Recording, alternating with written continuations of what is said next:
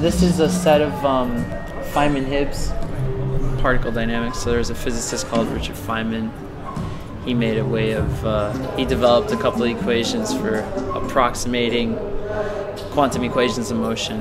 And that's what you're seeing here. The different particles represent different atoms, so they have different atomic properties. And then they interact with one another through electrostatic force fields. When somebody steps into the field of the camera, they perturb the particles. So that's what's going on.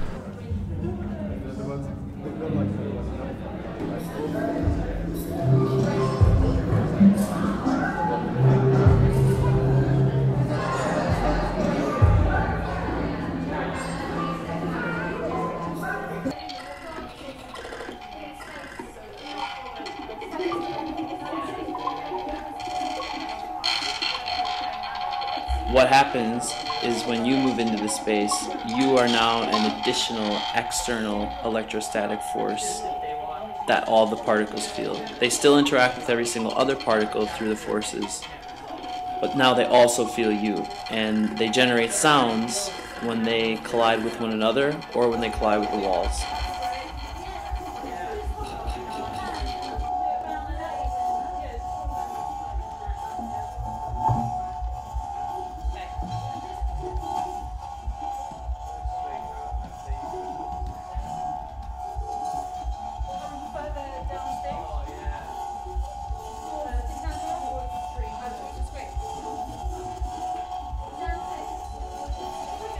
We're using motion here, so we're solving equations of motion in real time. And so I guess the natural thing is if you have something that moves based on real physics, hook up someone that's good at moving and see what they can make of it.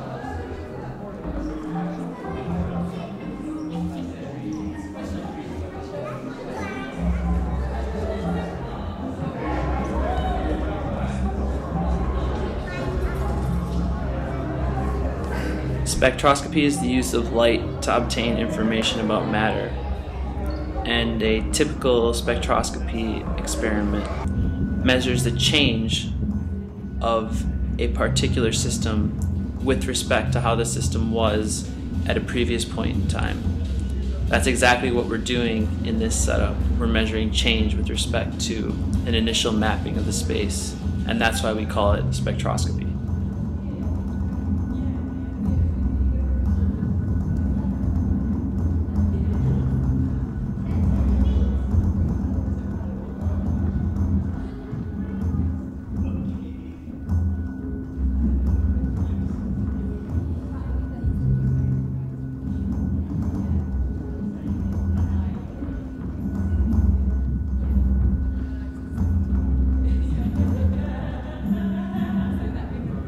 Potentially erect this camera in absolutely any environment and activate an environment and make it make sound, which, you know, kind of is exactly what we've been looking into and trying to explore, kind of what that physical language might be.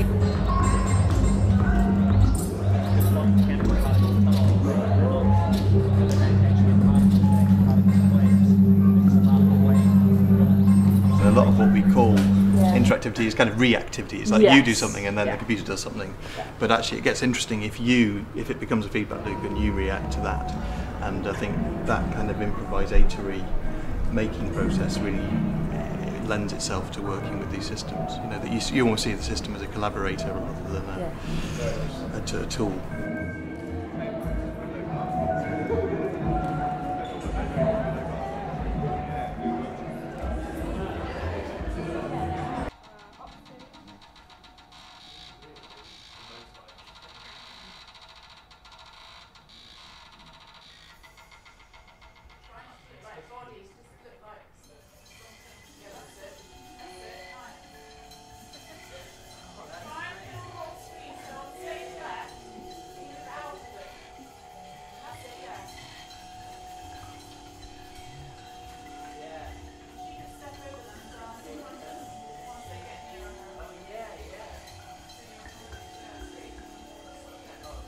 There's so many things you can do that allow you to actually really relish our pedestrian movement as well as our most advanced heightened movement, and the sound it creates, and actually our rhythms in life and our rhythms in a space without having to do anything.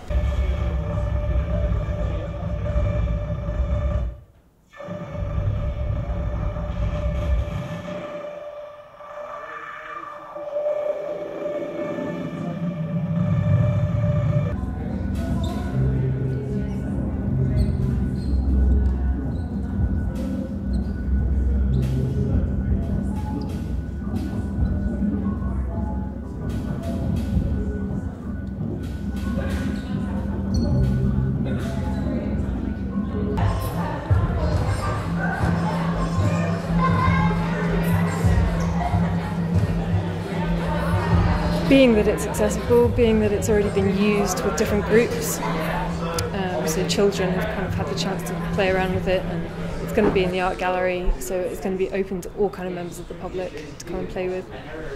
I just wanted to find out whether there's anything I can use to take to a dance with older people group, just to make it a bit more exciting, or to see if there's a different kind of language that you can use to learn.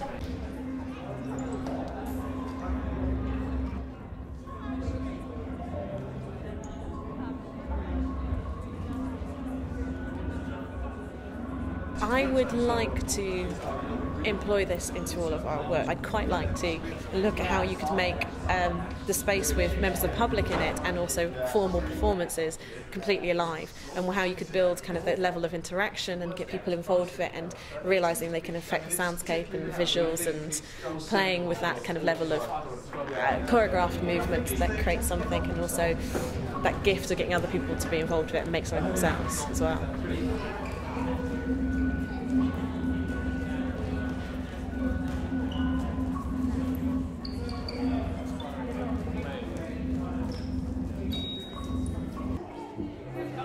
The most beautiful art and patterns emerge when large groups of people are cooperating together to make patterns.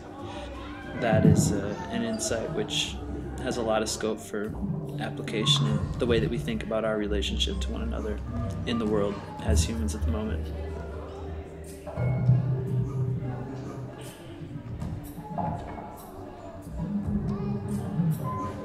There's a lot to discover. It's like a completely new language that nobody is teaching you.